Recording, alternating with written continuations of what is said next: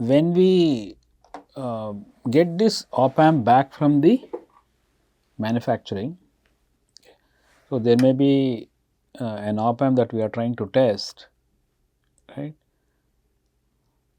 So, we may want to measure its parameters, such as maybe how much distortion it introduces, what is its gain bandwidth product. Okay.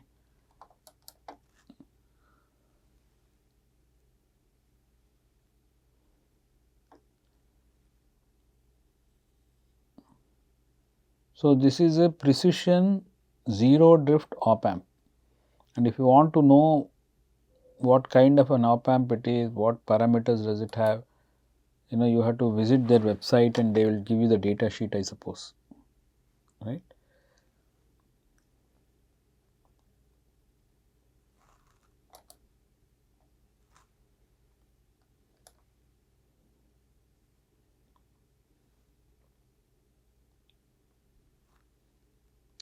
So, these are the claims. The CMRR is at least 120 dB at DC, CMRR is 120 dB at 60 hertz. So, CMRR means common mode rejection ratio. So, this is a instrumentation amplifier with a differential input. So, if there is anything common between the inputs, okay, that should get rejected. Okay. It should truly act like a difference amplifier, but if the common part is also amplified, that is the it will be very small, 120 dB, okay, is the common mode rejection ratio. That means a very small component of the common what is common between 7 and 13 will appear at the output.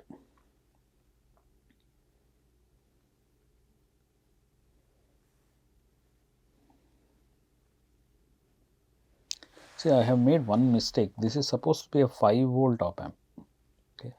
I am operating it at 15 volts. So, this is plus and minus 5 volts. So, I do not know whether that will make a difference. Okay. So, let us do that.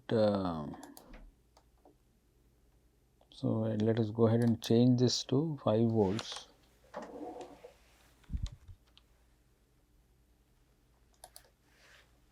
And this also will change it to minus 5 volts.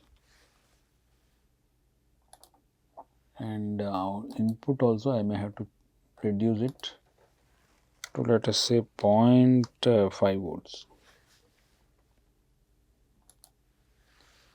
So, simulate again and go ahead and simulate the output and the input. So, the output is going from minus 600 millivolts to plus 600 millivolts, 0.6. Why is that? The input is minus 100 to plus 100. That is right. I have given 0.1. So, that makes sense, right. So, the gain is 6 again. So, output goes from minus 600 to plus 600. And we can go ahead and select this guy and perform a FFT.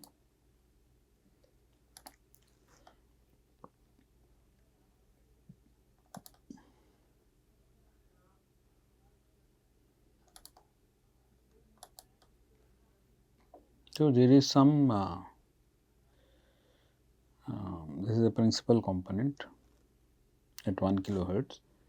We do some harmonics here.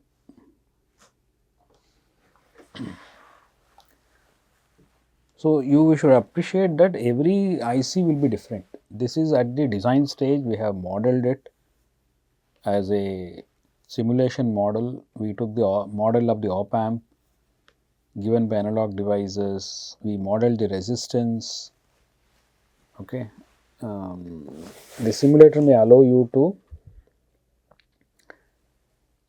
make a few more changes, like the you may be able to add a little bit noise to the input and things like that.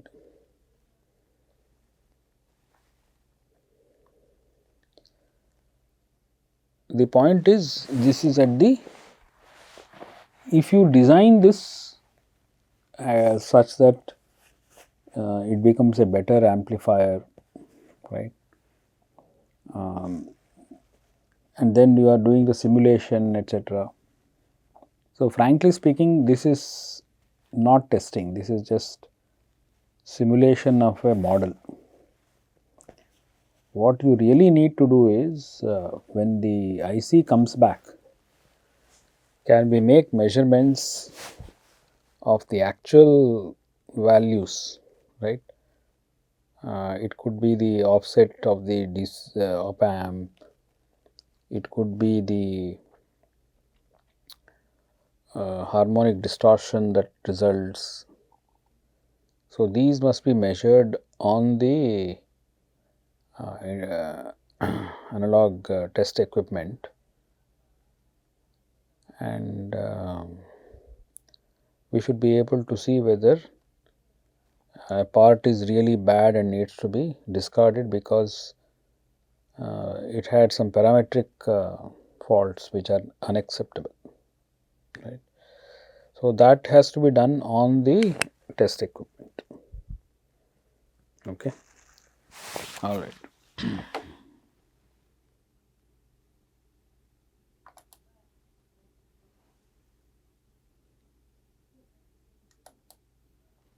What you could do also is, the FFT value can be saved. Okay. So, the FFT analysis that we did,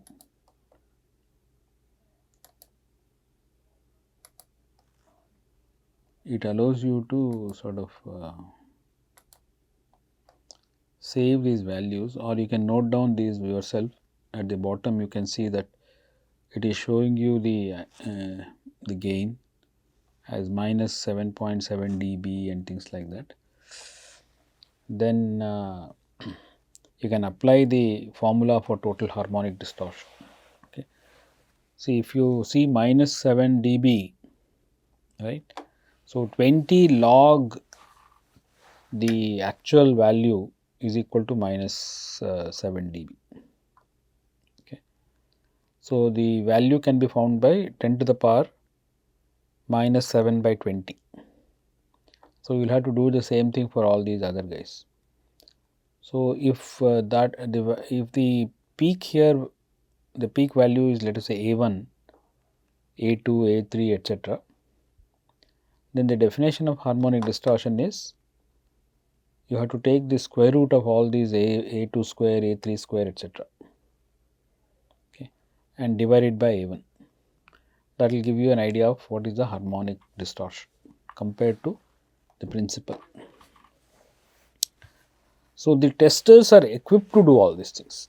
So, when you want to measure the THD, etc., the testers are equipped with all the measurement equipment, and the programmer, the test engineer can write a program to do that THD calculation. So, unfortunately, I will not be able to illustrate that. I do not have a tester to show you. Okay. So, what you could do if you have access to a lab is, you could make the circuit in the lab and measure the total harmonic distortion, right. There are also, I think, good examples here.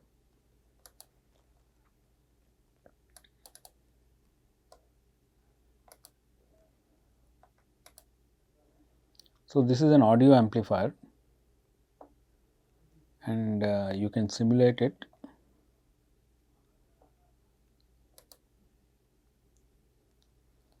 Let us remove this guy, we do not need it, we do not need this either, we do not need to save it. So, we can do side by side,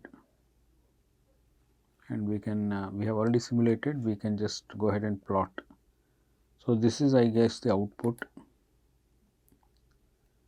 So, this is the audio amplifier output, and this is a I guess a differential amplifier. We can look at the inputs also. This is the input, okay. And here also you can do the FFT. You can select the output at this and then do FFT.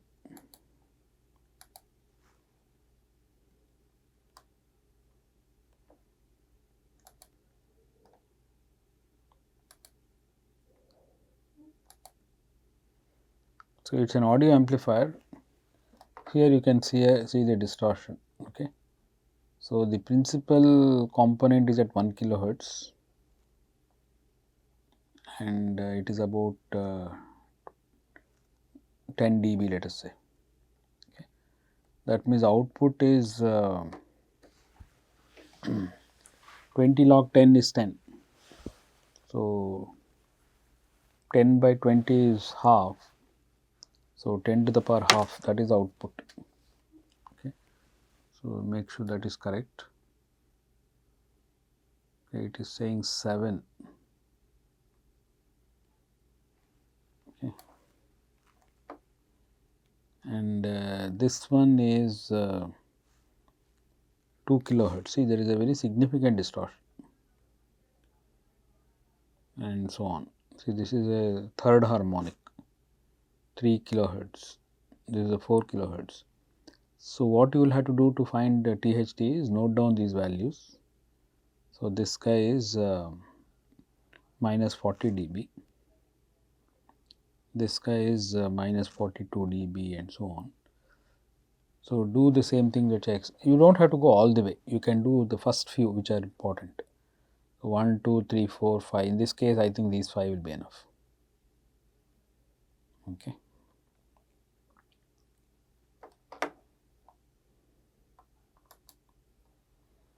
All right.